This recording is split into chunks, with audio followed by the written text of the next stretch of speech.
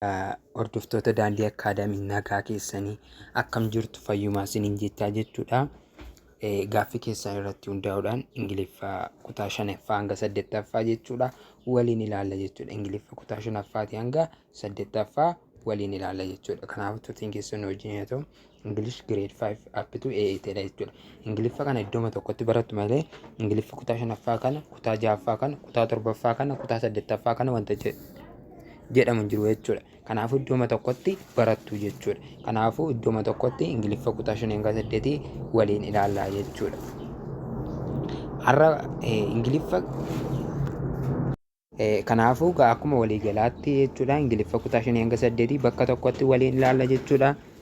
Sagaleen alaa sin jeequ yoo jiraateef nu of galchaa waan gochuu dandeenyu hin qabnu amma dandeenyutti bareechinee isiniif waraabna. Kanaafuu turtiin keessan waliin haa ta'u. Amma kan waliin ilaallu kutaa irraa keessatti teensiidha. Teensi jechuun maal jechuudha? Teensi jechuun heennaa jechuudha. Heennaa afaan Oromoo keessatti beektu heennaa meennaa, heennaa darbeennaa, heennaa raawwennaa maal jedhama? Teensi jechuun heennaa jechuudha. Ingiliffaan immoo teensi jechuun yeroo jechuudha. Bakka yeroo time jechuudha. Teensi jechuun maal jechuudha?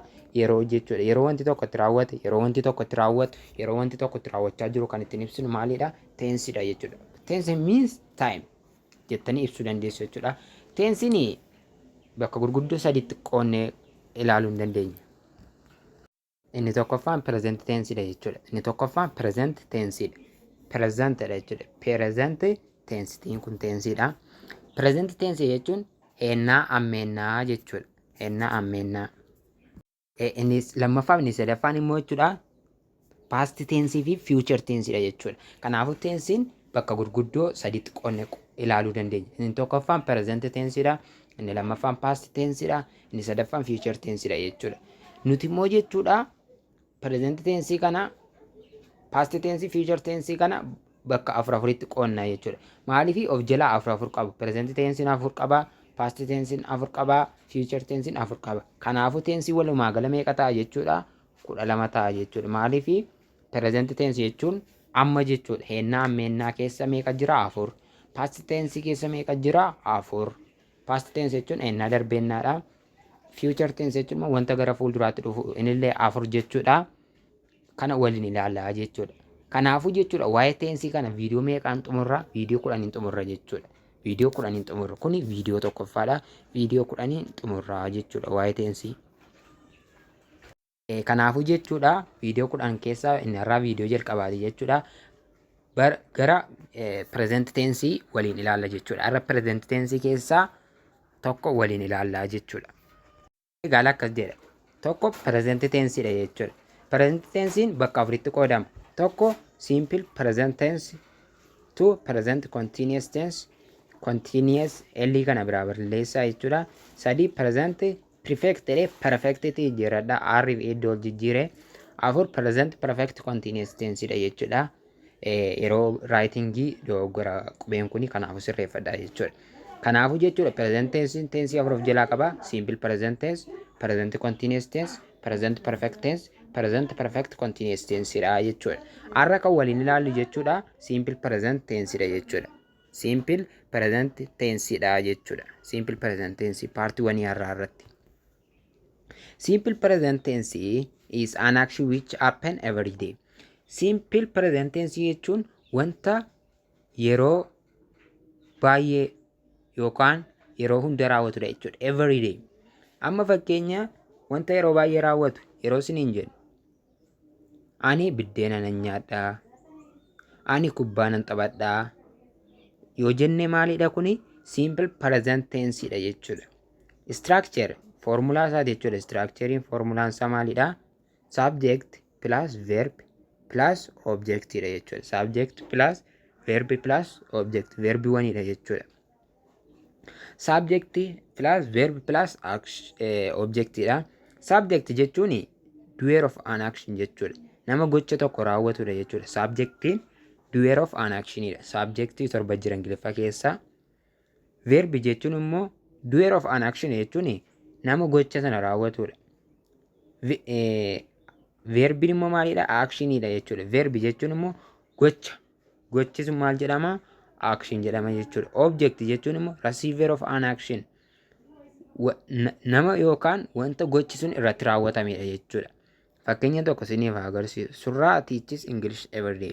Surraan Ingiliffaa yeroo hundumaa barsiisa jedha. Surraan maalidha? Subjectidha jechuudha. Surraan subjectidha. Maalidha jechuudha? Doer of an action jechuudha. Surraan maalidha? Doer of an action yookaan subjectii nama gocha sana raawwachaa jiru maalidha? Surraadha jechuudha. Maal gochaa jira? Barsiisaa jira. Barsiisuun immoo teaches. Kun verbiiwwanidha. Kanaafuu barsiisuun isaa immoo maalidha? Verbiidha jechuudha. Gocha. Kanaafuu verbiin keenya action hin taane teaches jechuun gocha. Gochi sun maalidha? Verbii. Verbiin immoo barsiisuu isaatii jechuudha. Kanaafuu subjectiin surraadha jechuudha. As keessatti teaches kan jedhu kun verbiiwwanidha. English kan jedhu kun immoo maalidha jechuudha? Objectidha jechuudha. Wanta gochi sun irratti raawwatame receiver of an action. Ingiliffa maal goone? Barsiifne. Ingiliffi hin barsiifame. Kanaafuu objectidha jechuudha. Objectidha jechuudha. Jechuudha subject plus verb one plus object akka ta'e qabadhaa jechuudha. Simple present tense. Rule of simple present tense. Simple present tense kuni seera mataa isaatii qaba jechuudha. Seera mataa isaatii qaba. Seera mataa isaatiin hojjennaa jechuudha. Akkas jedha. Seerri tokkoffaan seera torba wayii qabaa. Simple present tense keessatti akkaataa ittiin verbii gashinu jechuudha. If our subjects are third person singular. Subjectiin keenya third person singular yoo ta'e, third person singular jechuun he, she, it, name faa yoo ta'e maal goona jedha? We add s or es or ies itti daballaa jechuudha. Verbii keenyatti maal daballaa? S yookaan es yookaan ies itti daballaa jechuudha. Amma fakkeenyaa fi formulaan isaa maal jenne?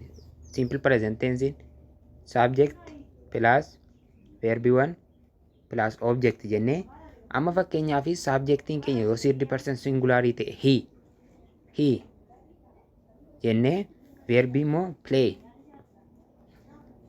He play football yoo jenne jechuudha. Football yoo jenne he play football yoo jenne jechuudha. Play hin jennu jechuudha. Maaliifi if our subjectiin keenya third person singularii jechuun he, she, it yoo ta'e maal daballaa? Verbii keenya irratti s yookaan es yookaan ies itti daballaa jechuudha. Kanaafuu maal goona jechuudha? Plays jenna malee play hin jennu jechuudha. He plays football jennaa jechuudha. Sinii galeera jedhee yaada. Sheedhaafis she plays football jenna jechuudha. Name yeroo jedhu amma fakkeenya name yeroo jedhu Tola plays